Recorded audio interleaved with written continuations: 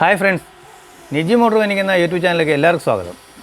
നമ്മൾ നോക്കാൻ പോകുന്ന പുതിയ വീഡിയോ നേരത്തെ ഇട്ട ഒരു വീഡിയോയുടെ ആവർത്തനമാണെന്ന് നിങ്ങൾക്ക് തോന്നാം. പക്ഷേ അല്ല, ഞാൻ ചില ഇമ്പോർട്ടൻ്റ് കാര്യങ്ങൾ ബിഗിനേഴ്സിനെ ഉദ്ദേശിച്ച് മാത്രം ഈ വീഡിയോയിൽ പറയാനാണ് ഉദ്ദേശിക്കുന്നത്. എന്താണെന്ന് വെച്ചാൽ, ഇപ്പം പ്രവചിക്കാൻ പറ്റാത്ത രീതിയിലാണ് മഴ നമ്മുടെ സംസ്ഥാനത്ത് പെയ്തുകൊണ്ടിരിക്കുന്നത്. അപ്പോൾ ഉള്ള മോട്ടോറുകൾ ഈ മോണോ ബ്ലോക്ക് ആണ് കൂടുതലായിട്ടും വെള്ളത്തിൽ മുങ്ങുന്നത്.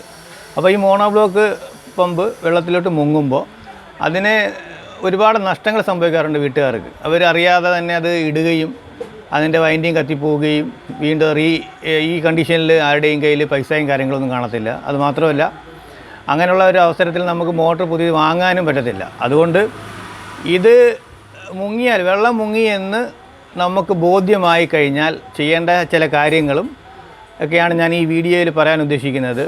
അത് ഈ വീഡിയോ ചെയ്യാൻ കാരണം എന്ന് പറഞ്ഞാൽ, ഇത്തരത്തിലുള്ള ഒരുപാട് മോട്ടറുകൾ എൻ്റെ അടുത്ത് വന്നായിരുന്നു. അപ്പോൾ എല്ലാം സെയിം കംപ്ലൈൻ്റ് ആണ്.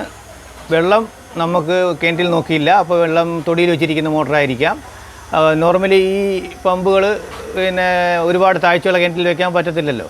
ഒരു 8.5 മീറ്റർ മാക്സിമം, കമ്പനി പറയുന്നത് 7.5 മീറ്റർ പിടിക്കുന്നു. അപ്പോൾ നമ്മൾ അങ്ങേ അറ്റത്തെ 8.5 മീറ്റർ വരെ കൊടുക്കാറുണ്ട്. അത് കാരണം ഇത് മുങ്ങിപ്പോകുമ്പോൾ നമ്മൾ ശ്രദ്ധിക്കാറില്ല. പിന്നീട് വെള്ളം നമ്മൾ പോയി നോക്കുമ്പോൾ മോട്ടർ ഒരു പക്ഷേ ഫീസ് പോകുമ്പോഴായിരിക്കും നമ്മൾ പോയി കിണറ്റി നോക്കുന്നത്. അങ്ങനെയാണ് പല ആൾക്കാർക്ക് ഈ വിഷയങ്ങൾ വന്നിട്ടുള്ളത്. അതുകൊണ്ട് ഈ വീഡിയോ നിങ്ങൾക്ക് വളരെ ഉപകാരപ്രദമാകും. ഈ വീഡിയോയിൽ പറയുന്ന കാര്യങ്ങൾ കൃത്യമായിട്ട് മനസ്സിലാക്കുക. നമുക്കെന്തായാലും വൈകാതെ വീഡിയോയിലേക്ക് പോകാൻ വരൂ. നമ്മളിതിന് വേണ്ടി മാറ്റി വെച്ചിരിക്കുന്ന മോട്ടർ എന്ന് പറഞ്ഞാൽ ഒരെണ്ണം ക്രോംഡൻ്റാണ്.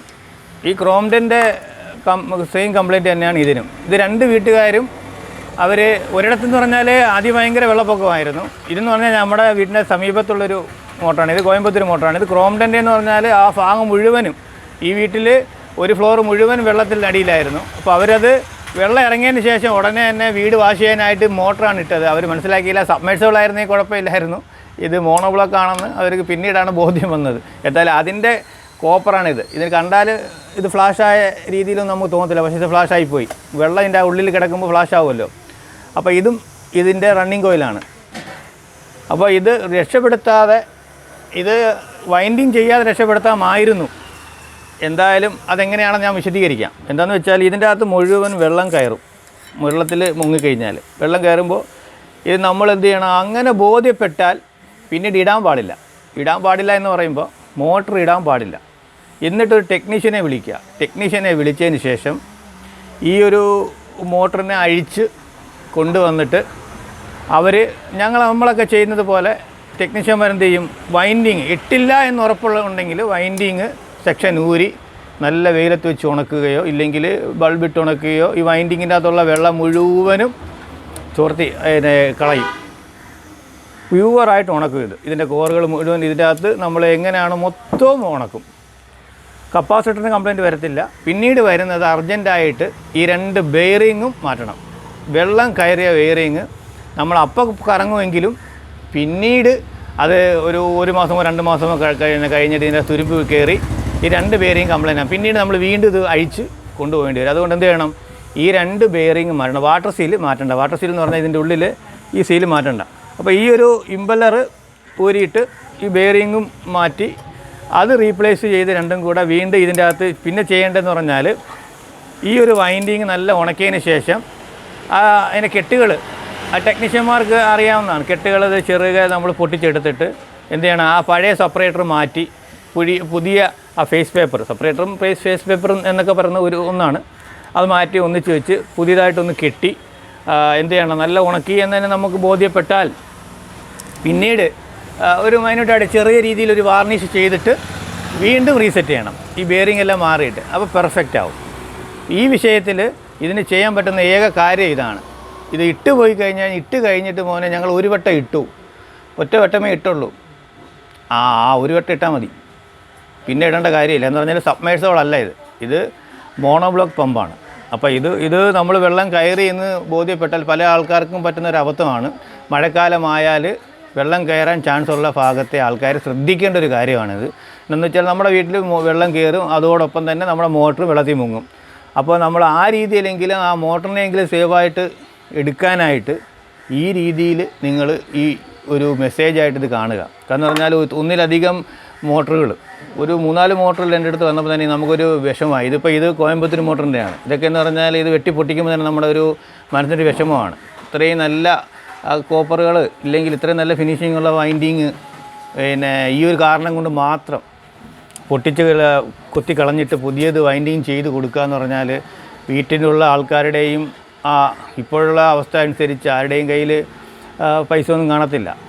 അങ്ങനെയുള്ള അവസരങ്ങളിൽ പോലും ഇത്തരത്തിലുള്ള പണികളൊക്കെ വന്നാൽ അവർക്ക് മോട്ടർ ഉപയോഗിക്കാതിരിക്കാൻ പറ്റത്തില്ല. ഇപ്പോൾ മോട്ടർ റെഗുലറായിട്ട് ഉപയോഗിച്ച് നമുക്ക് വെള്ളം കോരാനുള്ള ഒരു ശീലങ്ങളൊക്കെ മറന്നുകൊണ്ട് നമ്മൾ ജീവിക്കുന്ന ഒരു കാലഘട്ടമാണ്. അതുകൊണ്ട് ഇത്തരത്തിൽ സൂക്ഷിച്ചാൽ ഇപ്പോൾ ജെറ്റ് മോട്ടർ ആണെങ്കിലും ചിലയിടത്ത് ഇങ്ങനെ മൊത്തത്തിൽ വെള്ളത്തിൽ മുങ്ങി കിടക്കുന്ന സ്ഥലത്ത് ജെറ്റ് മോട്ടറിന് രക്ഷയില്ല. ആകെ രക്ഷയുള്ളത് സബ്മേഴ്സിബിൾ മോട്ടർ മാത്രമാണ്. ജെറ്റ് മോട്ടർ, കംപ്രസർ, അതുപോലെ മോണോ ബ്ലോക്കുകളെല്ലാം മുങ്ങിയ സ്ഥലങ്ങളുണ്ട് എൻ്റെ അറിവിൽ തന്നെ. അപ്പം വെള്ളപ്പൊക്കം എന്ന് പറയുന്നത് നമ്മൾ പ്രവചിക്കാൻ പറ്റാത്തൊരു കാലമാണ്. അതുകൊണ്ട് ഇത്തരത്തിൽ ഈ ഒരു ബെയറിങ് എന്തായാലും നിങ്ങൾ ഈ ബെയറിങ് മാറണം എന്നാണ് എനിക്ക് പറയാനുള്ളത്. എന്ന് പറഞ്ഞാൽ ഇതിങ്ങനെ ഇപ്പോൾ നമ്മളിപ്പോൾ ഒരു ഫ്രീ ആയിട്ട് ഓടും, ഇച്ചിരി ഗ്രീസൊക്കെ ഇട്ട് കൊടുത്താൽ ഇതൊക്കെ റെഗുലറായിട്ട് ഓടും എന്നുള്ളൊരു ധാരണയിൽ ഇത് മാറാതിരിക്കരുത്. എന്തായാലും പിന്നെ ചെറിയൊരു നഷ്ടം പിന്നീട് നമുക്ക് സംഭവിക്കും. അതുകൊണ്ട് പിന്നീടും അത് കണ്ടിച്ച് കയറ്റി നമുക്ക് കടയിൽ കൊണ്ടുപോയി സർവീസ് ചെയ്യണം. ഈ സർവീസ് ചെയ്യുന്നതോടൊപ്പം തന്നെ ഈ 2 ബെയറിങ് മാത്രമേ ഇതിൻ്റെ അകത്ത് മാറ്റേണ്ടതുള്ളൂ. ഈ 2 ബെയറിങ് മാറ്റി പിന്നീട് ഇതിൻ്റെ അകത്ത് സൂചിപ്പിക്കാനുള്ളൊരു കാര്യം എന്ന് പറഞ്ഞാൽ പിന്നീട് സൂചിപ്പിക്കാനുള്ളൊരു കാര്യം ഞാനത് വിശദീകരിച്ച് പറയാം. ഈ രീതിയിൽ ഞാൻ വിശദീകരിക്കാമെന്ന് പറഞ്ഞത് ഈ കോയമ്പത്തൂർ മോട്ടറിൻ്റെ കാണിച്ചിട്ട് ഒന്ന് പ്രാക്ടിക്കലായിട്ടൊന്ന് പറഞ്ഞു തരാം. എന്താണെന്ന് വെച്ചാൽ ഇതിപ്പോൾ തന്നെ ഓൾറെഡി വെള്ളത്തിൽ 3-4 ദിവസം കിടന്നത് കൊണ്ടുണ്ടോ ഇതിപ്പോൾ തന്നെ ഈ ബെയറിങ് ഓൾറെഡി പോയി കഴിഞ്ഞു. ഇത് നമ്മൾ നല്ല ബലം പിടിച്ചാൽ മാത്രമേ കറങ്ങി വരത്തുള്ളൂ. അപ്പോൾ ഈ ബെയറിങ്ങിൻ്റെ കാര്യം ഇതാകുമ്പോൾ ഫ്രീ ആണ്. പക്ഷേ കാര്യമില്ല, ഇത് കൃത്യമായിട്ട് മാറ്റാതെ ഒരു രക്ഷയില്ല. അപ്പോൾ ഇതിൻ്റെ അകത്ത് മറ്റൊരു കാര്യം പറയാനുള്ളതെന്ന് പറഞ്ഞാൽ ഈ ഒരു ഇമ്പല്ലർ വന്നിട്ട് ഇത് കാസ്റ്റേൺ ഇമ്പല്ലറാണ്. ഇത് നല്ല പഴക്കമില്ലാത്തത് കൊണ്ട് ഇതിൻ്റെ ഭാഗമൊന്നും തുരുമ്പിച്ചിട്ടൊന്നും പോയിട്ടില്ല. ഇത് തട്ടി ഇളക്കുമ്പോൾ ഇതൊന്നും പൊട്ടാതെ സൂക്ഷിക്കുക. ഇതിൻ്റെ അകത്ത് ഇത് പൊട്ടാതെ സൂക്ഷിക്കുക. പിന്നെ ഇതിൻ്റെ അകത്ത് മെയിനായിട്ട് വേഗം വരുന്ന മറ്റൊരു പാടെന്ന് പറഞ്ഞാൽ ഇത് വന്നിട്ട് അലോയ് ഇമ്പല്ലറാണ്. അപ്പോൾ ഇതിൻ്റെ ഒരു പ്രത്യേകത എന്ന് പറഞ്ഞാൽ ഇതിൻ്റെ ഈ ഷാഫ്റ്റിൽ ഈ റോട്ടർ ഉണ്ടല്ലോ, ഈ റോട്ടറിൻ്റെ അകത്ത് ഈ അലോയ് ശരിക്കും നല്ല ത്രെഡിൽ പിടിച്ചിരിക്കും. നമ്മളിങ്ങനെ അടിക്കുമ്പോൾ ചെറുതായിട്ട് തട്ടി ഒന്ന് നോക്കുക. വലുതായിട്ട് തട്ടിയാൽ ഇത് പൊടിഞ്ഞു പോകും. പിന്നീട് ഇത് കൊണ്ടുപോയി പുതിയത് വാങ്ങി നമ്മൾ ലേത്തിൽ കൊണ്ടുപോയിട്ട് സൈസ് ചെയ്യേണ്ടി വരും. അതുകൊണ്ട് അടിക്കാൻ നേരത്ത് ഇതിൻ്റെ അകത്ത് ആദ്യം ഈ WD-40 ഒക്കെ അടിച്ച് വെച്ചിട്ട് ഇതൊന്ന് തട്ടുക. ഇത് കുഴപ്പമില്ല, അടിച്ചാലും ഏൽക്കാൻ പറ്റുന്ന ശക്തിയുള്ളൊരു സാധനമാണ്. ഈ കാസ്റ്റേൺ ആയതുകൊണ്ട് കുഴപ്പമില്ല. ഇതെന്ന് പറഞ്ഞാൽ ഒന്നിൽ കൂടുതൽ അടി ഒരു ഭാഗത്ത് അടിച്ചു കഴിഞ്ഞാൽ ആ ഭാഗം പൊളിഞ്ഞു വരും. അതുകൊണ്ട് ഇത് നിങ്ങൾ ഇളക്കി ഇത് തന്നെ നമുക്ക് സെറ്റ് ചെയ്യാൻ പറ്റുന്ന രീതിയിൽ വേണം ഇതൊക്കെ ചെയ്യാൻ.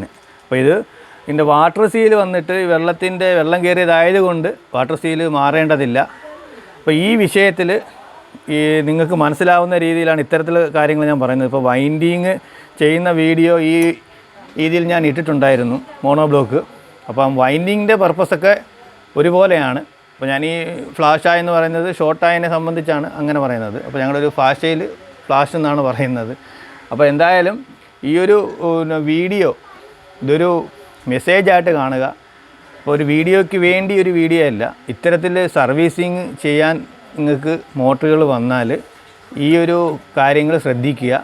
ഇട്ടിട്ട് ഉണ്ടോ എന്ന് ചോദിക്കുക വീട്ടുകാരോട്. ചില ആൾക്കാർ പറയും ഇട്ടിട്ടില്ല എങ്കിൽ നമ്മളത് ഉണക്കി കൊടുക്കുമ്പോൾ വാർണിഷ് അടിച്ച് ഉണക്കി ഈ ഒരു ബെയറിംഗ് എല്ലാം മാറ്റി ഇട്ട് നമ്മൾ കറക്കി കാണിക്കുമ്പോൾ അതിന് നമുക്ക് ആ ഒരു റിസൾട്ട് കിട്ടണമെന്നില്ല.